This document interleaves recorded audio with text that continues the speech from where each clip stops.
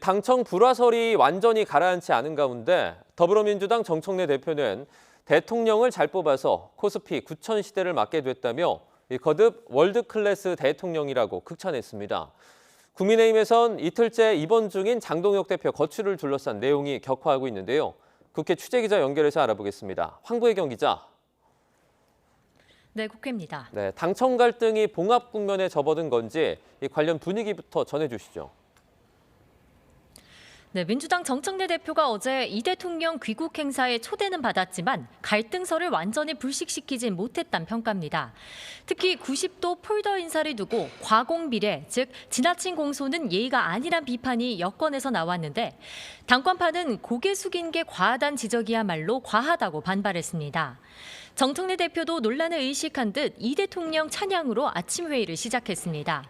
정 대표는 코스피 9천 시대 개막을 두고 대통령을 잘 뽑았더니 나라에 좋은 일이 많이 생긴다고 치켜 세웠고 순방 성과에는 또 월드클래스란 표현을 쓰며 극찬했습니다. 다만 회의가 끝나기 전 추가 발언을 통해선 보안 수사권 전면 폐지는 너무나 당연하다고 콕 집어 말했는데요. 이 대통령이 예외적 보안 수사권 허용에 무게를 두는 가운데 8월 전당대회를 앞두고 강성 지지층을 염두에 둔 발언으로 풀이됩니다.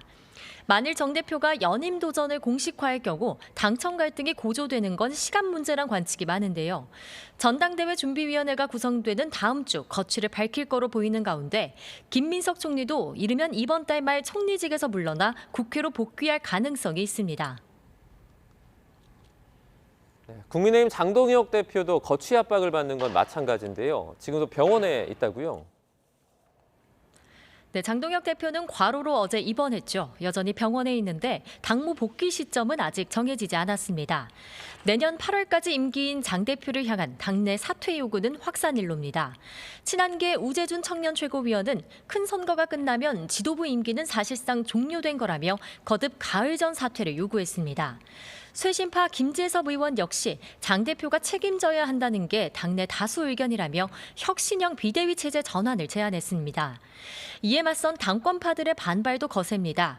장 대표가 지명한 조광한 최고위원은 사퇴는 정치적 미수가들의 주장으로 뇌구조가 의심된다면서 가을 사퇴론 역시 자기 존재감을 부각하려는 엉뚱한 발언이라고 비판했습니다. 당내에선 장 대표가 퇴원할 때까지라도 사퇴 요구는 접어두자는 목소리도 나옵니다. 투표용지 부족 사태 관련 국회 국정조사 특위가 발족한 가운데 장 대표는 특검 추진과 재선거 특별법 추진으로 정면 돌파에 나선 모습입니다.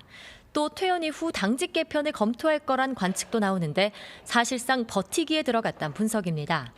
당 내홍이 장기화할 거란 전망 속 지도부 안에서도 퇴진 요구엔 동의하나 퇴로는 열어줘야 한다는 고심 분위기도 감지됩니다.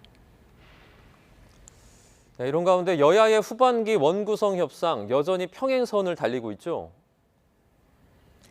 네, 후반기 국회 상임위원장 등을 정하는 원구성 협상이 계속 공전 상태입니다. 핵심은 법제사법위원장 자리인데요. 오늘 아침 공개회의에서도 여야 원내 지도부가 충돌했습니다. 주요 발언 각각 들어보시죠.